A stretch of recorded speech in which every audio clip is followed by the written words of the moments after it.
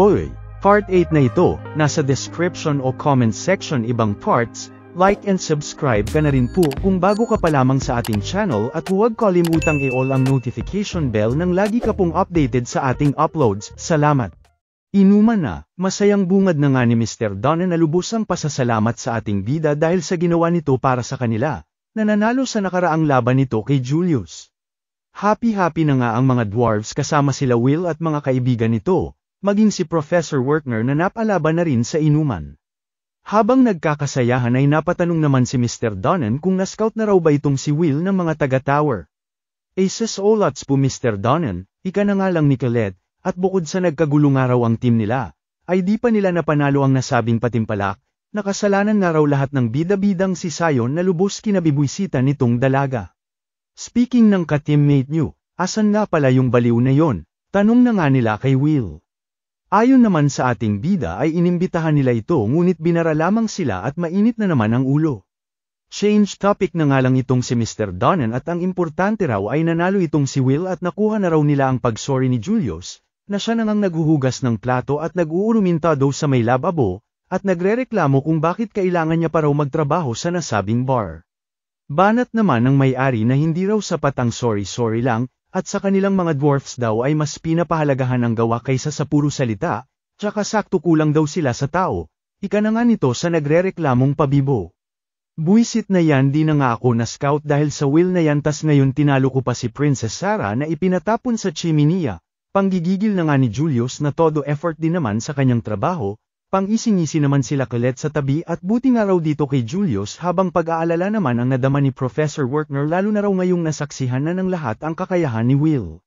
Siguro naman mas magiging maganda na ang pakikitungo ng iba sa kanya simula ngayon, ika naman ni Colette na kinasana nga na lang ni Professor Wertner. Siyang tunay nga kinabukasan ay nangyari na ang pinag-aalala ni Professor Wertner, at kaliwat ka ng estudyante na ang nagpakita ng interes sa ating bida at gusto siyang makasama sa kani-kanilang grupo para sa gaganaping dungeon exploration sa buong linggo. Dito na nga napagtanto ni Colette ang ibig sabihin ng kanilang professor habang ang bida naman natin unti-unti nang na-corner ng mga makukulit na estudyanteng siya ay pinag-aagawan. Biglang singit na nga si Colette at ano raw paganap ng mga ito na lubos ng maliit kay Will dati, tas ngayon parang wala lang nangyari abat ubod daw ng kakapal ng mga kupal. Tsaka tignan nyo nga, gay na galit nyo lamang si Will, dagdag pa nga ng dalaga. Ngunit taliwas sa sinabi ni Colette ay saya naman ang nadama ng ating bida, at ang daming araw nag-iimbita sa kanya, at ganito raw pala ang pakiramdam ng marami ang kaibigan. Napasusmeriesep na nga lang si Colette at ano pa nga raw ba aasahan mo sa taong pinagkaaitan ng kaibigan all this time, di naman nagpaawat ang makukulit kaya para matigilan na ang mga ito ay muling pumagit na si Colette at sinabi sa mga estudyante na may mga plano na raw sila ni Will bukas. Pakabalik sa dorm ay di na nga maitago ni Colette ang hiya sa kanyang nagawa, at nadala nga lang daw siya ng bugso ng pagkakataon. Pang-aasar naman ang natanggap nito mula sa kanyang roommate na si Rose at bali-balita raw na may date ito bukas, na kinataranta na nga ni Colette at sinabing di raw kuno ito date. Tinawanan nga lang ito ni Rose at paghandaan na nga lang daw ito ni Colette nang kung sakaling date man ito ay at least ready raw itong pumapag-ibig na dalaga. Kinabukasan ay todo outfit na nga itong si Colette sa date shopping kuno nila ni Will, ngunit anuman daw ang mangyari ay sisiguraduhin niyang magiging date nila ito, ika na nga ng pa-blush-blush nating dalaga. Todo pa cute na nga si Colette nang dumating na ang ating bida, na siya na ngang pinuri ang pormahan at buhok niya kaya ayon kilig-kilig si ate mo. Di pa man nananamnam ni Colette ang kilig niya ay bigla na lamang dumating sa eksena si Rusty, sabay nag-sorry at na-late daw siya. Lubos na guluhan na nga si Colette sa kung ano ang nangyayari, hanggang sa ipaliwanag ni Will na nais daw sumama sa kanila ni Rusty kaya pinasama niya na lamang.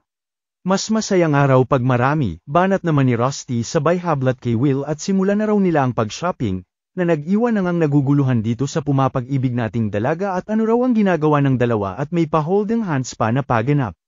Walang ano-ano'y belet na nga ang natanggap ni Colette mula kay Rusty na mas nagbigay kaguluhan dito at ano raw ba ang nangyayari. Iyak na nga lang ang ate mo at di na magawang dumiskarte kay Will, at bakod na bakod ni Rusty ang ating bida maski saan man sila magpunta. Inabot na lamang sila ng hapon ay wala man lang nagawa si Colette para mock-ada moves dito kay Will, na napatanong na nga sa dalaga at kung may preno problema raw ba ito. Sino ba yang Rusty na yan? Biglang pitik na nga ng galit ni Colette at bakit tila napaka-close daw nilang dalawa. Masyado raw maganda ang mukha nito para maging lalaki, pag-uuruminta daw na nga ni Colette sa ating bida. Hala siya oy lalaki yun si Rusty, depensa naman ni Will at kasama pa nga raw niya itong maligo, na talagang ganito na raw ang ugali una pa lamang niyang nakilala. Kalaunan ay bigla na naman ngang umeksena si Rusty at may dalang inumin para sa kanila. Ngunit dalawa lamang na lubos pinagtaka ni Will. Ayon dito ay share na nga lang daw sila ni Will na muling kinabuisit na naman ni Colette kaya inialok ang kanyang inumin kay Rusty. Dito na nga tila nagkatitigan sila Rusty at Colette, na kalaunan ay kinausap si Will na asikasuhin na muna ang kanyang espada. Bagamat naguguluhan sa asta ng dalawa ay mariing sinunod na lamang ito ng ating bida at umalis na muna. Pakaalis ni Will ay wala na ngang sinayang pa na oras si Colette at rekta tinanong si Rusty kung may gusto raw ba ito kay Will.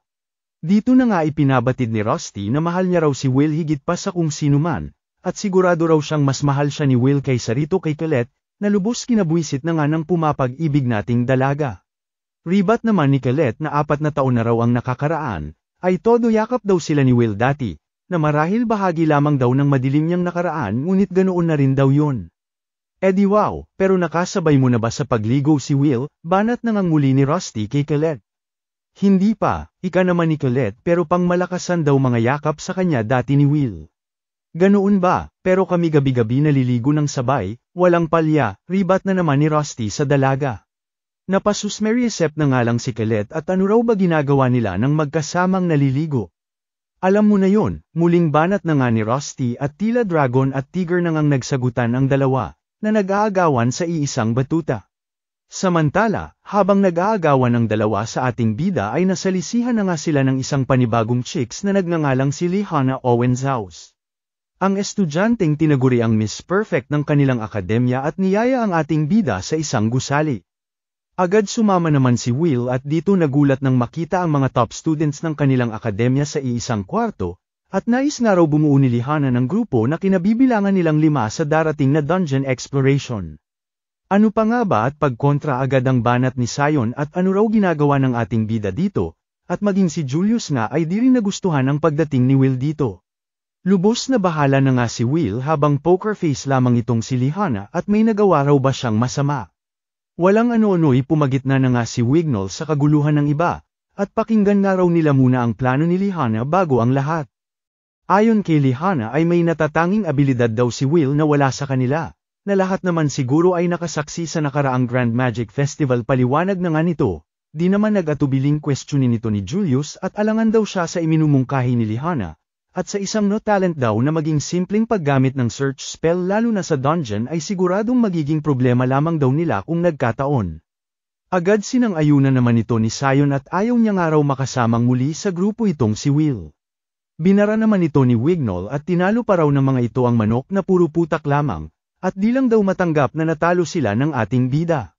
Sa lakas, sa liksi, aminin man daw nila o hindi, binisak lamang daw sila ng espada ng ating bida.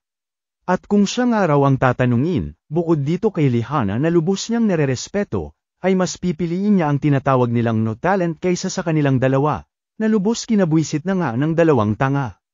Pinabatid na nga ni Lehana ang layo niyang marating ang tower ng kasama sila, at malampasan ang kanyang kasalukuyang estado.